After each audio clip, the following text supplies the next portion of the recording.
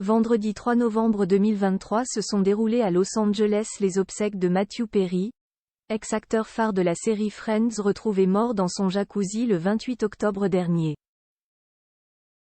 Ainsi, une très poignante cérémonie a été organisée par son entourage au cimetière Forest Lawn pour lui rendre un ultime hommage. Mais d'après le Daily Mail, dès la diffusion du titre Don't Give Up de Peter Gabriel, des proches du comédien se sont littéralement effondrés. La suite après la publicité. La nouvelle est encore difficile à accepter pour les fans et l'entourage de Matthew Perry. Le 28 octobre dernier, le célèbre acteur américain de 54 ans a été retrouvé sans vie dans le jacuzzi de son domicile situé à Los Angeles.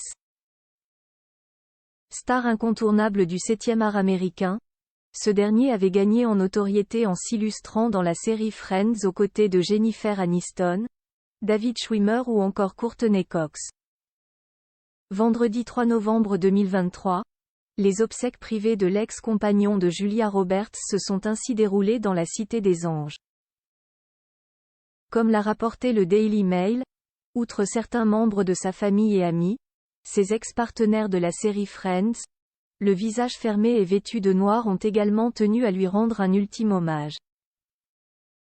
Ils se sont naturellement retrouvés l'âme en peine, au cimetière du Forest Lawn Memorial Park niché non loin des studios Warner Bros. En ce lieu reposent à ce jour des icônes des Hollywood comme Brittany Murphy, Paul Walker ou encore Carrie Fisher pour ne citer que. La poignante cérémonie qui s'est d'abord déroulée à l'église a été conclue par la diffusion du titre Don't Give Up, ne baisse pas les bras NDLR, de Peter Gabriel qui a littéralement bouleversé l'assemblée en raison des poignantes paroles. Il semble ne plus y avoir de combat à mener. Je suis un homme dont les rêves ont tous déserté. J'aille changer mon visage. J'aille changer mon nom.